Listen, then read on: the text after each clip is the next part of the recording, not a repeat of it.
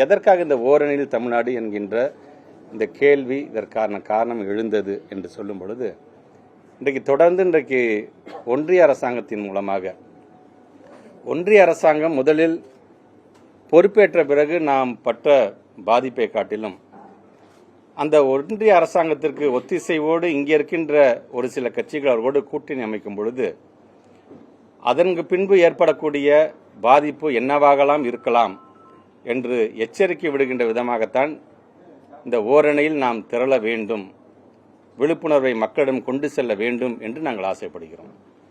அதில் ஒவ்வொரு வீட்டிலும் இன்றைக்கு அரசாங்கம் செய்கின்ற திட்டங்கள் என்னென்ன என்பதை சொல்வதோடு சேர்த்து நாம் எப்படியெல்லாம் ஒன்றிய அரசின் மூலமாக வஞ்சிக்கப்படுகிறோம் என்பதையும் தெளிவாக எங்களுடைய இயக்கத்துடைய தோழர்கள் எடுத்து சொல்ல இருக்கிறார்கள்.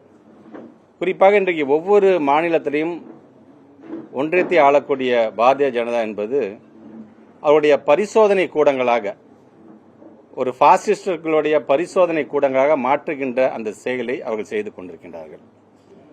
உதாரணத்துக்கு இப்போ உத்தரப்பிரதேசம், பீகார் என்று எடுத்துக்கொண்டு அவங்க தாய்மொழியே மறந்து போய் இன்னைக்கு வெறும் இந்தியில் பேசக்கூடிய அளவுக்கு அங்கே சூழ்நிலை மாறி இருக்குது என்று சொன்னால் அதற்கு காரணம் அந்த இந்தி திணிப்பு.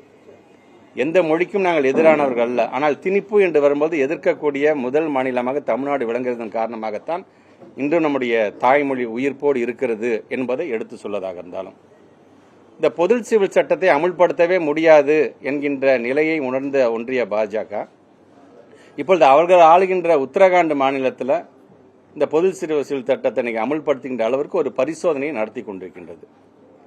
இது ஓரிரு இடங்கள் மட்டுமல்லாமல் இது நம்ம அதற்கான அவர்களிடம் அதை ஒப்படைத்தோம் என்று சொன்னால் ஒட்டுமொத்தமாக இந்தியாவில் இருக்கின்ற எல்லா மாநிலத்திலும் அவங்க என்ன நினைக்கிறார்களோ அதை கொண்டு வந்து விடுவார்கள் போன்ற விழிப்புணர்வு.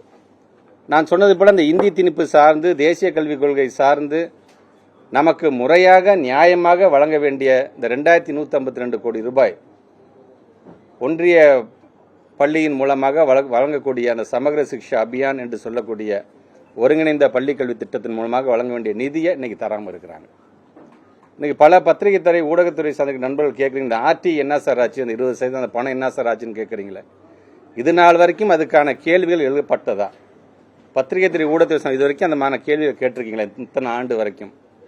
இப்பொழுது நாம் அதை கேட்கக்கூடிய சூழ்நிலையை மாணவர் சார்ந்து இன்னைக்கு அக்கறையோடு நாம் எல்லாம் பேசி கொண்டிருக்கிறோம் என்று சொன்னால், நியாயமாக ஒவ்வொரு ஆண்டும் விடுவிக்கப்பட்ட அந்த போன்ற நிதிகள் இன்றைக்கு நிறுத்தப்பட்டிருக்கு. நான் என் துறை சார்ந்து என்பதற்காக இது ஒன்றை நான் சொல்கின்றேன்.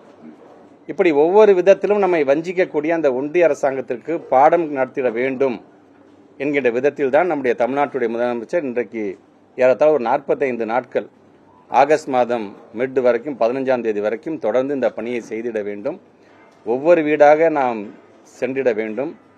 குறிப்பாக நம்மளை ஏற்காமல் இருக்கக்கூடிய எதிர்க்கட்சியை சார்ந்த வீடுகளாக இருந்தாலும், இந்த வீட்டில் போனால் நம்மளை மதிக்க மாட்டாங்க, இந்த வீட்டில் கேட்டால் நம்ம கேட்குற கேள்வி அவங்க பதில் சொல்ல மாட்டாங்க என்று இல்லாமல் அவர்களிடம் அவருடைய கதவை தட்டி இது மாதிரி வந்திருக்கிறோம், இந்த மாதிரியான கேள்விகள் அவர்களிடம் அனுமதி பெற வேண்டும், அவர்களை சந்தித்து நீங்கள் உரையாட வேண்டும் என்று தமிழ்நாட்டுடைய முதலமைச்சர் சொல்லியிருக்கிறார். ஆக அந்த வகையிலே தலைமையுடைய இலக்கு என்பது ஒரு வாக்குச்சாவடிக்கு ஒரு 300 நபர்களை நாம் இணைத்திட வேண்டும் என்று சொல்லியிருக்கிறார்கள். அதனால் வெறும் அந்த 300 பேரை மட்டும் பார்த்துட்டு வந்துடாமல் அந்த வாக்குச்சாவடி 800 பேரோ 1000 பேரோ அல்லது தேர்தல் ஆணையம் நிர்ணயித்தது போல 1200 பேர் இருந்தாலும் ஒவ்வொரு குடும்பத்திற்கும் சென்று அரசாங்கத்துடைய திட்டத்தை நாம் சொல்லிவிட வேண்டும் என்கின்ற விதத்தில் தான் நாங்கள் செல்லவிருக்கின்றோம். ஆக நம்முடைய தமிழ்நாட்டினுடைய திட்டங்களை எடுத்து சொல்வதும், நாம் எந்த அளவுக்கு வஞ்சிக்கப்படுகிறோம் என்பதை எடுத்து சொல்வதற்குமான ஒரு மிகப்பெரிய ஒரு திட்டமாக, ஒரு இயக்கமாக, மீண்டும் சொல்கிறேன், முதலில் ஓரணியில் தமிழர்களாக அனைவரும் இணைய வேண்டும் என்பதுதான் முதல் இலக்கு.